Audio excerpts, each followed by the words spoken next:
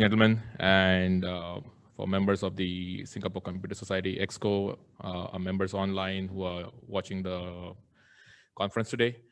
Uh, I think I can just say that saying cloud is the new normal is probably going to be the most cliched thing you're going to start hearing, or you might have been hearing over. Uh, but I think broadly, when we talk about cloud services, right, the most critical aspect that we miss out is in terms of digital sovereignty, right? Nobody talks about it. It's sort of like a punchline when we really go and say, oh, what do you mean about digital sovereignty? Does it mean that I need to keep my data in country? Does it mean that you're going to restrict how I'm going to start working in terms of the cloud services? What kind of impact is that going to have on me as either a consumer of cloud services or on my business, or even from a cloud service provider perspective? They have a very different idea of what digital sovereignty means. Uh, we typically look at digital sovereignty in terms of service level sovereignty, or data sovereignty and data residency. A lot of the times, what I typically see in the industry is people tend to conflate data sovereignty with data residency, right? These are not mutually inclusive; they are exclusive terms. And the reason why we are essentially talking about sovereignty in terms of cloud services. Oops. Okay, now I need to figure this out. Yeah, yeah. When I talk about this, right? So the big question is, are we talking about digital sovereignty, or are we talking about digital colonialism, right? And then the reason I say this is ICT as a sector, right, has been very resilient when it comes to talking about providing the backbone to businesses as part of the pre-pandemic, post-pandemic. We've probably seen, to use another cliche term, digital transformation that usually happens like 4 or 5 year cycles, happen either practically overnight or maybe in a span of a few months, right? And then that's when you start really asking the question, uh, you know, a lot of the companies that you use services for. Oops. Okay, can you just go next, please? So when you look at the cloud provider dependency, greater than 85% of the top CSPs are concentrated in one geography, right? From a policy perspective or from a regulation perspective, that's an exceptional amount of concentration risk that we are giving into when we design our businesses around those cloud services. Can you go next? So when you look at digital hegemony, right, you basically use all sorts of cloud services or any sort of technology which is predominantly based from the North Americas on a daily basis. If I could just have a show of hands, how many people have actually read the end user licensing agreement when you bought your iPhones and when you bought your Android phones, right? Do you actually take the pain to go through those 4, 5, 700 pages? When you use, like, say, a Windows operating system or, say, Apple MacBook Pro, for example, you don't read those. And I can guarantee you that if you were to take the pain to read that, you would not use technology. Because when you click on I agree, you're essentially giving away all rights, right? You have zero to no recourse at that point in time. So this is something where we fundamentally need to think that as we move in a very large scale fashion, both from our business perspective to the cloud, as it helps our businesses, does it also have a downstream effect where are you being held to ransom? And this is something that we really need to consider from a technology adoption perspective. Go next, please. So your entire digital estate, your entire digital presence can be practically snuffed out in an instant. You don't decide what is right or what is wrong, right? For better or worse, unfortunately, we would say big tech decides what is going on, what is right, what is wrong. But you also need to understand that your social, moral, and business spheres are not in your control. So that's an inherent amount of risk that you run when you run a business. So a few questions that I have, right? So, like, is it hard to make cloud data location, jurisdiction policies work together and the tech to make it happen? When you look at foreign litigants or governments, when you are not in absolute sovereign control of the service, somebody else has got easy access to that when you go and we start locating your data overseas. The, if you are in legal policy or technology policy, if you read the 2018 Cloud Act that was passed by the US Congress and the US House of Representatives, the Cloud Act was essentially brought up because the EU Safe Harbor Agreement was invalidated by the European Union. The Cloud Act essentially mandates that all countries need to negotiate a data sharing agreement with the United States, right? The operative words being, they need to negotiate with the United States, which again begets the question, like, who's in control of your data? Cloud contracts, like I spoke about, the end user licensing agreements, are typically on unfavorable terms to us as end users or us as businesses. A classic example I can cite, if you look at your standard terms of service, if there is a business outage caused by a cloud service outage, right? Your maximum recourse is probably in the range of 10,000 to 15,000 USD. You as an organization end up facing probably reputational damage because your services went down. You probably end up suffering millions of dollars in losses, right? But then your recourse is limited to a very small number. At the same point in time, you will have to make do with deep apologies. So it's an industry norm that, oh, there's an outage, yes, I will apologize and I will get over with it. I will publish a RCA and that just fixes the issue for me. Well, it's not a catch-all term. From a risk management, corporate governance, and cyber insurance, right? Typically, from industry perspective, these are shared domains.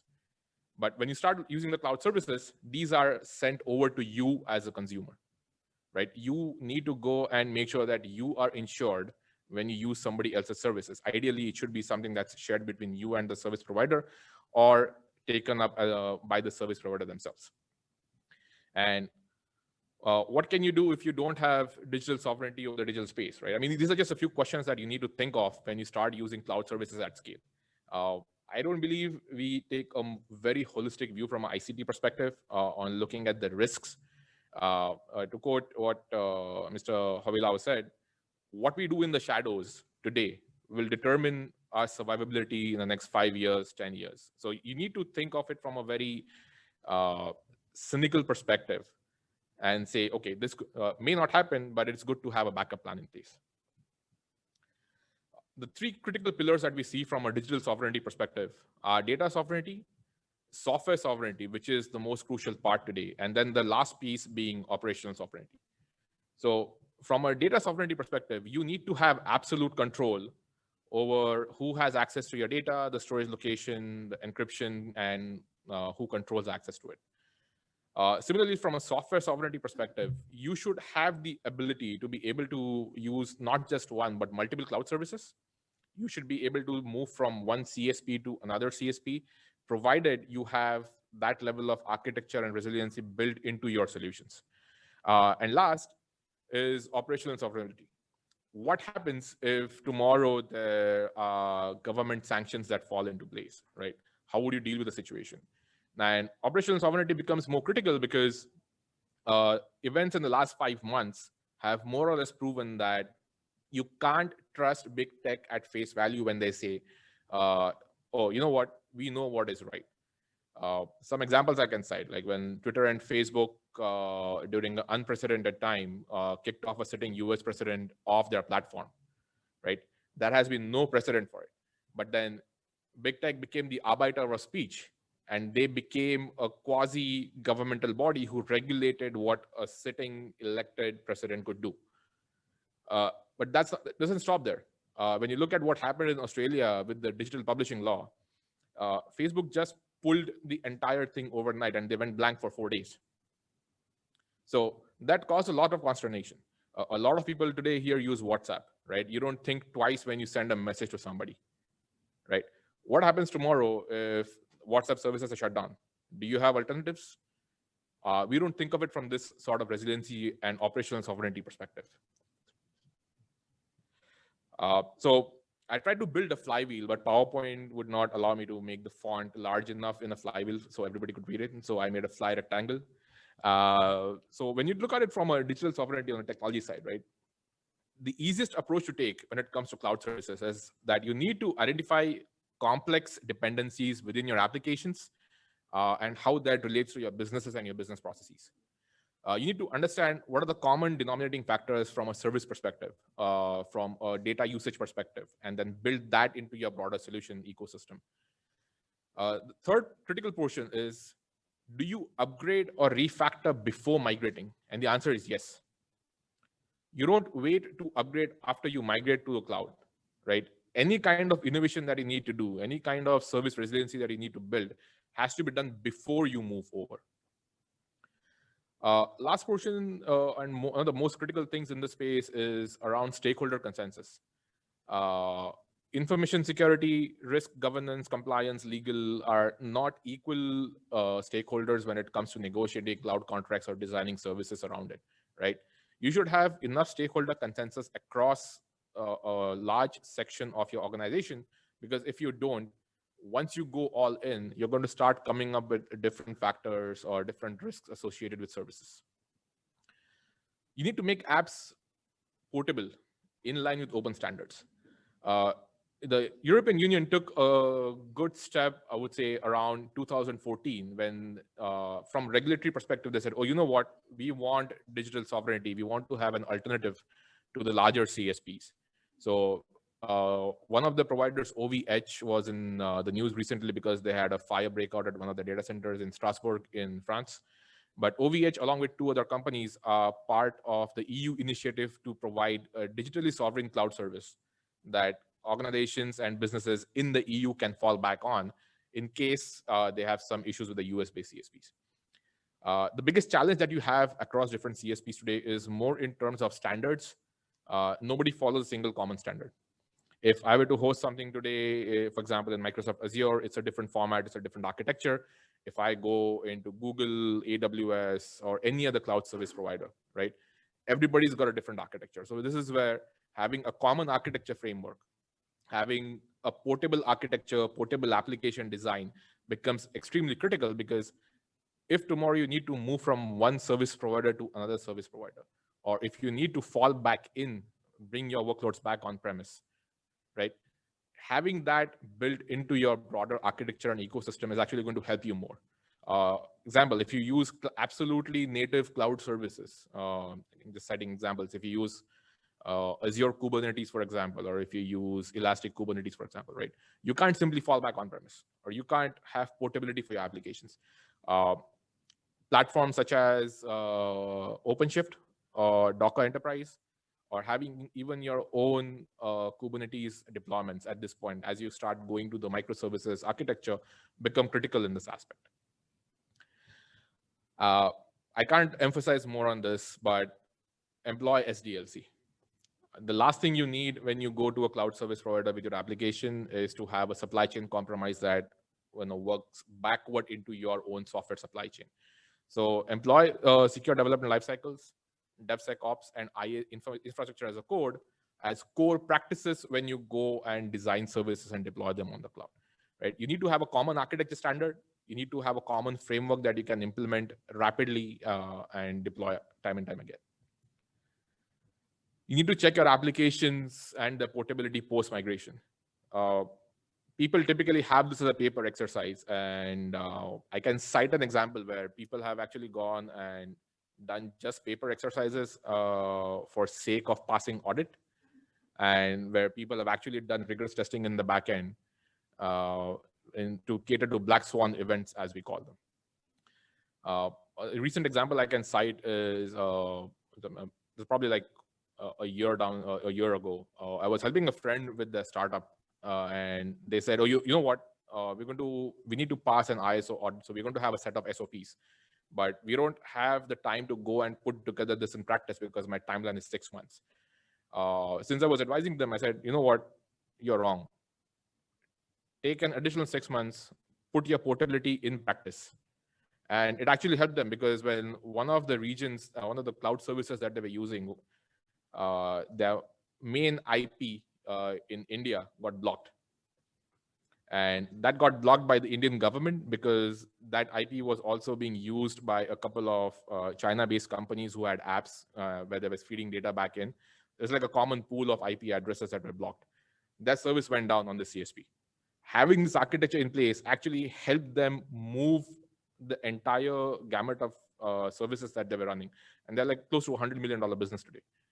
They were able to pivot quickly, move overnight, and they were still able to sustain the services the next day when businesses opened and transactions peaked. So having this as not a paper exercise, but an actual practice you employ is going to help you in the long run. Have an exit plan. When you go to cloud, don't go all in, right? It's great to have a marketing team that we are there on the cloud. We are all in on this particular cloud. They offer us great services and blah, blah, blah. If you don't have an exit plan, this is going to be your Achilles heel. Around 4 years ago, broadly from an industry perspective, we're starting to see a trend where Japanese companies are now pushing technology repatriation plans as part of their BCP. And you also need to have this because at some point in time, your cloud consumption bill is either going to be too high, or you may end up in a situation where you as a business, just by virtue of being in that particular country, are going to fall to some geopolitical tension. So if they pull the plug, you need to be able to fall back in. So have an exit plan. And last, keep multi-cloud as your principal tenant, right? You're going to one cloud service, great, but having an open architecture, open standards, open design, and being multi-cloud is the way to go. If you go all in on one CSP, I can cite innumerable instances in the last 1 year itself where a single service outage has caused probably like a few thousand customers to go completely offline. So this is not something that we as businesses can either tolerate or sustain in the long run. The next frontier, what we have been doing from an ST perspective and looking at digital sovereignty in the context of Singapore. We've been working with our partners in the industry, and you may have seen the news probably 2 days ago. We partnered with Google Cloud to provide a digitally sovereign cloud service that we can run, operate in Singapore. And the reason why we went down this path is we are taking a 5-year and 10-year horizon view when it comes to how the industry is evolving and what we need to do as a critical sector to make sure that there is operational survivability for our critical infrastructure, including financial services, healthcare, telecommunications. And this is where we see a shift happening over the next 5 years. So you obviously want to be as a leading tip of the spear. The use cases that we are looking at from the secure cloud that we're partnering with Google is that it's complete data sovereignty. So you as customers control where your data sits and resides. You can, through a software control plane, determine whether you want any of that data to go out or not. Similarly, from an operational sovereignty perspective, we can operate without any connection to the internet if it comes to that. And these are core design principles that we are looking at because Singapore sits at a very interesting crossroads from a geography perspective. You have the Straits of Malacca to the west. You have the Sunda Straits to the east. We are a deep water port. We are a core component of the global and international business community, both from a financial services, technology perspective, as well as healthcare. So we want to make sure that we have a resilient service as we go on. And of course, it's a locally operated system where should there be a black swan event and any of the CSPs pull out, we will be able to run and operate this infrastructure independently. So the idea is that as a trusted services provider, as a data trustee, as a software trustee, we would be going and delivering this service to our customers. And last, of course, are the different kinds of connectivity modes where we've worked from an engineering perspective. And I think going forward, we should really, as I would say, the leaders within the ICT sector, look at having this kind of resiliency built into our software solutions as we scale past. Thank you. And thank you for the opportunity to have me over here. I hope I gave you more questions to ask yourself. And if not, if you need to bug me, I'm around you. Thank you.